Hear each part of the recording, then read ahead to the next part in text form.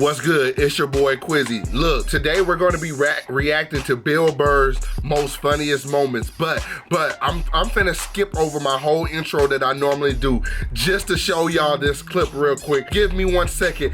Look at this and try not to laugh. Please, just try not to laugh.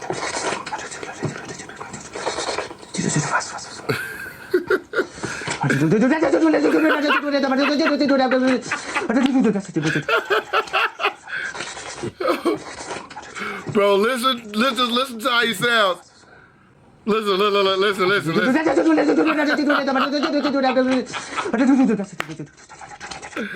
All right, bro. And without further ado, we're gonna be checking out Bill Burr's most funniest moments, part 2. My bad, y'all.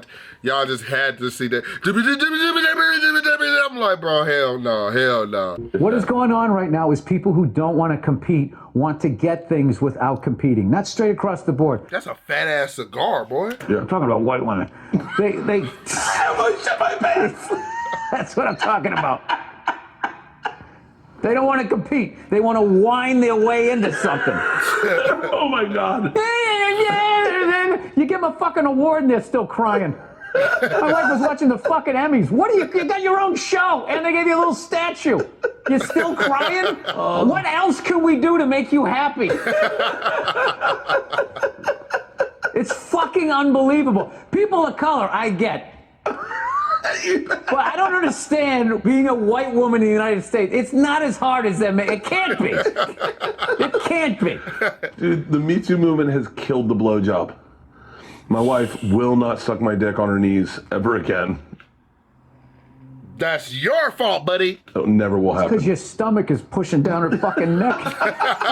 Happy wife, happy life. Oh, those guys are good Fuck fun. that I shit. watch whatever TV she wants to watch. Fuck that shit. I'm envious of them. Are you? Those, because they have the smoothest fucking life. Never lose their house. They're just like this. They're like a fucking. False. They do not have the smoothest life. Those guys are miserable. Miserable. You know those big doorman buildings where I got a package for you, Mr. Rogan? Like you become mad in the relationship. You should just wear like the bell cap and something like that. You know what I mean? Yes. Those lifer doormen. Yeah. First time I had sex with her, she goes, we're getting close to the end, and she goes, do you want to come on my face? And I was like, not originally, but I guess now I do. I don't want to be the one guy that didn't. And so... You took it as a challenge. And then next thing you know, it's like, that's my thing. And then you go to the next girl, and she's like, what the fuck are you doing? And you're like, oh, sorry, I only speak the language of the last person, so I'm trying to translate into you. Facts. That's a bold move, dude. Man, you just gotta do it. That's a bold move. Really, You just gotta do it. And you're over. Oh, I thought it was cool. Wiping off of your sleeve. Sorry. Do you hate me? Do you hate me now? And then you play the victim. Oh, now you hate me. Great. I mean, I can't do anything. I mean, everything. You're leaving your shoe with me. Don't come on my face. I mean, Oh, wow. nag. I'm on the corner of the bed naked pouting. If you start eating well, the fat has nowhere to hide. It just doesn't. It just, it's like, it's just over. All right, you come back on this show, and I'm gonna be skinny, and I'm gonna call it the. He don't believe that shit. Look how he look. The Bill Burr. Ethan's no longer fat. No, here's the thing. I gave you, like, literally, I just scraped the surface. Okay, and what you want to do is get a nutritionist. Do not listen to your listeners who are going to be, actually, there's studies about almond milk and all, and there's going to be a zillion things. That's why I got a nutritionist, because if you go on and you try to learn yourself on the internet and you don't know what you're doing, just the first, like, 3 pages are all dominated by evil food people, where it's just like, no, you're not getting away, and it's just, and then it's like trying to give money to a charity. How the fuck do I know that this is a legit one? No, that's facts, bro. Some of the times I be literally skeptical about donating money to a fast food place that are collecting money for a charity, because I'm like, who's to say, like, what obligation do they really have to give to this charity? How would I even know? I just feel like, I feel like a good person today because I donated my change, 28 cents that I was going to keep in my pocket, and I donated to Children for Life. I'm like, we don't know where that money is going. I'd rather take my money up there and just donate things that they might need versus money to a fast food place. How do I know? And it's just so... Okay, I think I do need to get a nutritionist. I agree. But I tried a diet where I got a personal trainer. This man look rough. She's like, I want you to eat high-fat ground beef, cheese, avocado. I was like, are you sure this is going to make me lose weight? Yeah, that what, and then what? It's like the, no. Yeah, well, you shit out of fucking... I was like, what's your block? I was like, what are you talking Yeah, about? no, it's like what is all that? of That's that- the keto stuff. I think that what they do is a lot of those personal trainers, what they have is they have down to like a formula how to have you do like a Biggest Loser weight drop and like how to quickly just cut things down and look amazing, blah, blah. Yeah. Right. I don't like, I really... It's not sustainable. Yeah. You can't. That's not out. Yeah. She's Yeah. scared that. Yeah, man, for real, if you want to lose weight, like, I'm telling you, one of the best ways to lose weight is to do, we can't all hire a nutritionist. So do some research, go on YouTube, and then take a compilation of what everybody's saying and just see, like, all the people that have amazing bodies that you want to be like, look at them, see what they're doing, and just take a compilation, make a list. Okay, he said this, he said this, he said this. And like that one chart that they used to have in school, where it has that one circle, another circle, and then the overlapping circle right in the middle. You just take whatever is overlapping between all of these people, you take that middle circle, and then you just kind of follow those and you see how that applies to your body. And that's kind of how I've started to look at my nutrition and stuff like that. The hell out of me when she was like, everything you just said, I'm like, how is this going to move through my body? yeah. Yeah. What is the lubricant? Where is the what is going to get me? Oh, well, that's you drink a stick of butter. Okay. And I know there's a lot of lies about nutrition, but that just goes too far. Yeah, I think we all can understand. Take a handful of raw bacon and dunk it in butter juice and then suck that down. And it's like, all right. Sure, everything was a lie that you were told. It's just like, all right, it's just like, this is either 100% right or I'm going to Jonestown. They're doing a real job. Contractors? Oh, yeah. Oh, the gate guy, the Yeah. sauna guy, the this guy, the that guy. They all got their little fucking... Then the handyman guys. Yeah. Well, I grew up with those guys because my dad was an architect. So I did construction from the time I was in high school. All throughout the summer, I was always doing I mean, it looked like you did that hammerhead ass. side jobs. I always had jobs on construction sites as a laborer or carpenter's assistant. So I was always around those guys. I tried to do that. I lasted 8 days. I just, with my fucking fair skin, we were doing roofing in July, and it was just, I just remember...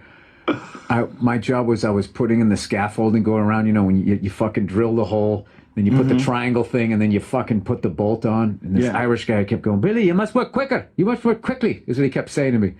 And I finally stuck my head out the side of the house. I was like, dude, I've done this for 3 days. If you want me to fucking go quicker, you know, we were like literally 3 stories up. And he finally shut the fuck up. He must be a non-union guy. Oh, yeah. Dude, I remember there was a fucking guy on the site. I swear to God, he wore the same fucking jeans every day with like no underwear, right? Hell no. Fucking giant fucking hole right here on his thigh. Oh, hell no, bro. So I'm in the house, and I just remember he stepped over something with his left leg, and the whole fucking hole moved right, just like flashed his fucking junk. I was just like, and I didn't know how to stand up to people.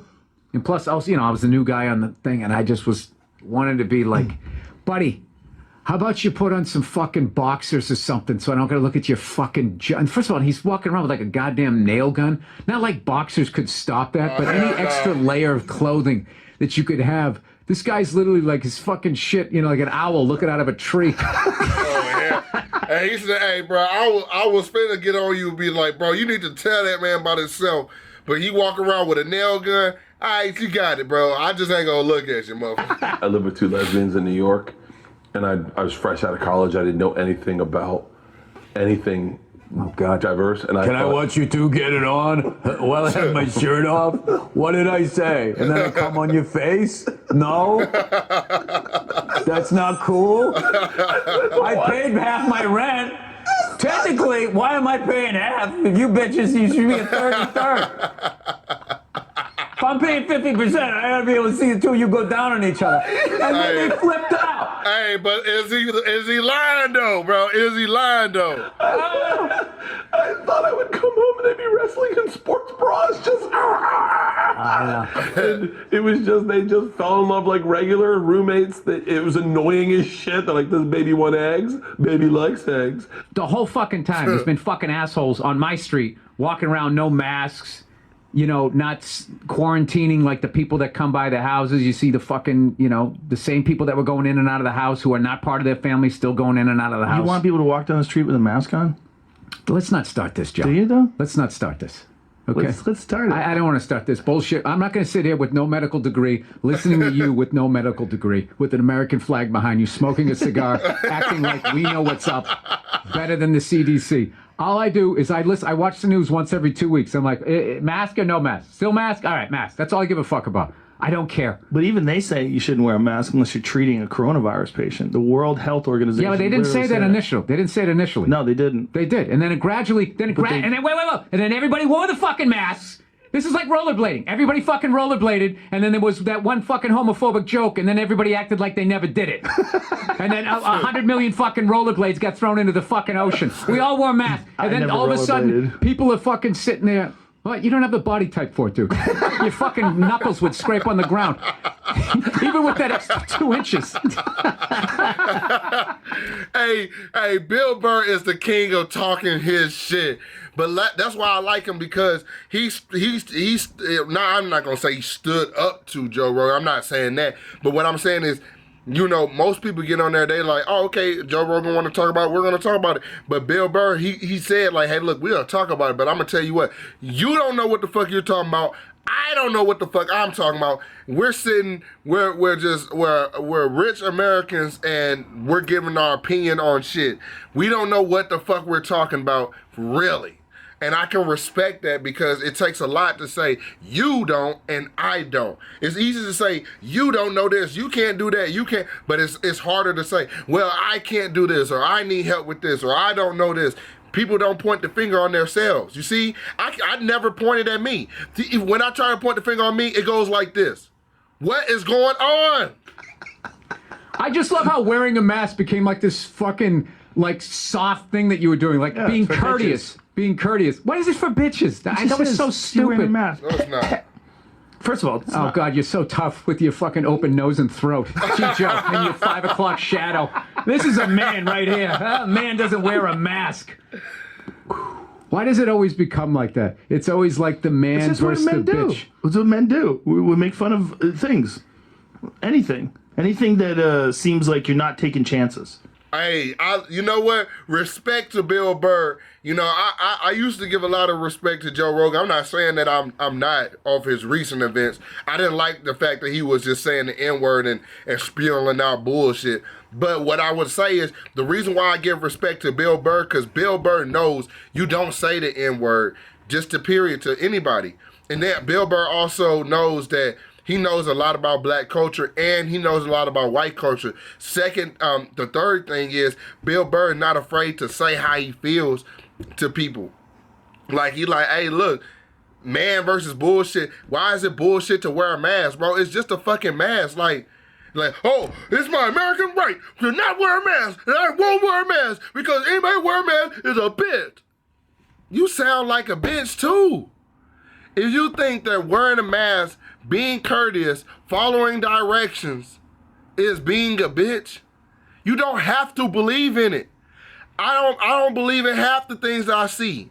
But actually, if it's a mandate, if it's something that like, hey, look, I feel more comfortable, you do it. All right, me as a man, I know how to say, all right, fine. This is what the rule is. I put a mask on. Just how when you in society, you don't go do certain things and break the law. Why?